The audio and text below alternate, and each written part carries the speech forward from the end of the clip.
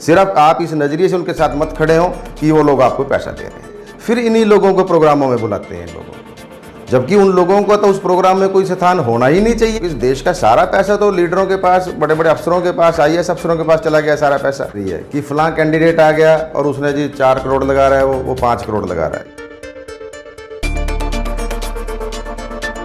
है ऐसे वक्त में आप किसी को सपोर्ट करने जा रहे हैं या जिन संस्थाओं से जुड़े हुए हैं उनके साथ मिलके उन संस्थाओं की तरफ से किसी उम्मीदवार को खड़ा किया जा सकता है?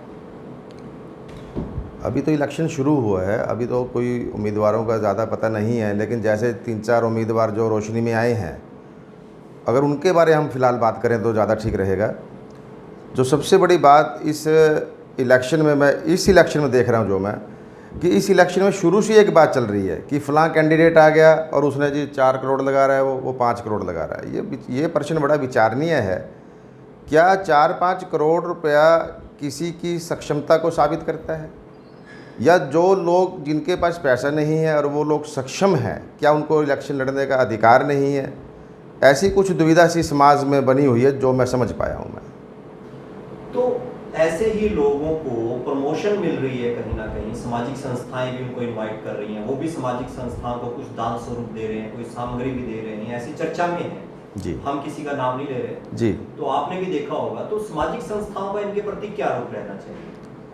देखो जी, सबसे पहले तो आपका सवाल ये बनता था कि सामाजिक संस्थाएं बने कैसे, उनको बनाने की ज़रूरत क्यों पड़ी सामाजिक संस्थाओं को। सबसे पहला सवाल तो ये बनता है आपका। सामाजिक संस्थाएं सिर्फ इसलिए बनी कि जब प्रशासन ने अपनी जिम्मेवारियां छोड़ दी तो उनकी वजह से सामाजिक संस्थाओं को वजूद में आना पड़ा। अगर शासन प्रशासन अपना ठीक तरीके से काम करता रहे तो सामाजिक संस्थाओं की ज़रूरत ही क्या है।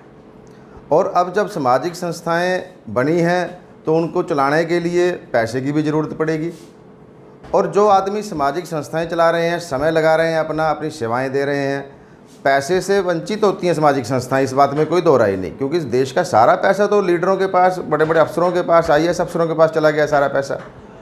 अब सामाजिक संस्थाओं को अपना काम करने के लिए निस्संदेह पैसे की ज़रूरत है, और वो पैसा उनको मिलता है पॉलिटिशियन से, इलेक्शन लड़ने वालों लोगों से, और सामाजिक संस्थाएं के पास पैसा कोई सरकार तो अरेंज पैसा नहीं करवा रही किसी भी तरीके से।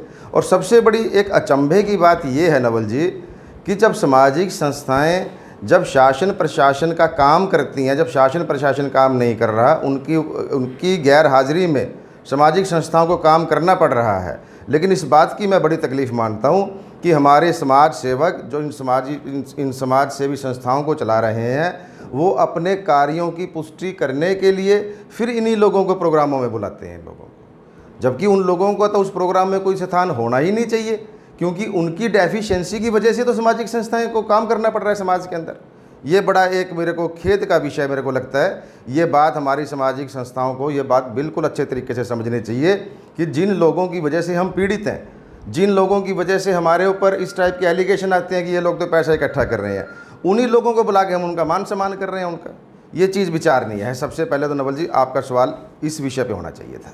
जी, इसका जवाब अब भी आपने दे दिया, सवाल भी बता दिया, पर उसी सवाल पे फिर आ जाते हैं कि जो दान स्वरूप जो राशि आ रही है और जिसकी वजह से जो मंचों पे आने वालों की भीड़ भी है, उसके बारे में क्या कहेंगे? उसके लिए तो नवल जी मेरा मानना ये है कि आज एक ऐसा सिस्टम हो गया है कि दोनों पार्ट पे एक दूसरे की ज़रूरत है। दोनों लोगों को, सामाजिक संस्थाओं को पैसे की ज़रूरत है और पैसे वाले लोगों को सामाजिक संस्थाओं की ज़रूरत है, और दोनों एक दूसरे की ज़रूरत पूरी कर रहे हैं। नहीं, इसको क्या समझा जाए जरूरत पूरी कर रहे हैं? ज़रूरत तो देखो, जो समझने की बात तो नवल जी ये है कि ये ओवरऑल तो ये गलत है ही है।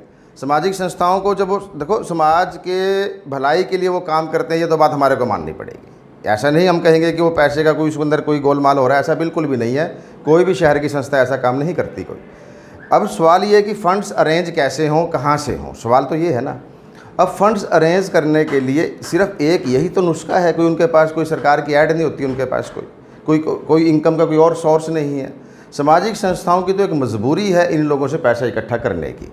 हाँ, ये बात आपका सवाल वाजिब है कि वो पैसा इकट्ठा करके जो जिन लोगों से पैसा इकट्ठा किया जाता है उनका करैक्टर भी एनालिसिस होना चाहिए कि हमें उनके साथ खड़ा होना है कि नहीं खड़ा होना है। सिर्फ आप इस नज़रिए से उनके साथ मत खड़े हों कि वो लोग आपको पैसा दे रहे हैं। अगर सामाजिक संस्थाएं चाहती हैं कि उनको समाज सेवा करनी है तो वो राजनीति में आकर के भी डबल स्पॉट हो जाएगी उनको, तो उनको राजनीति में भी आगे आना चाहिए।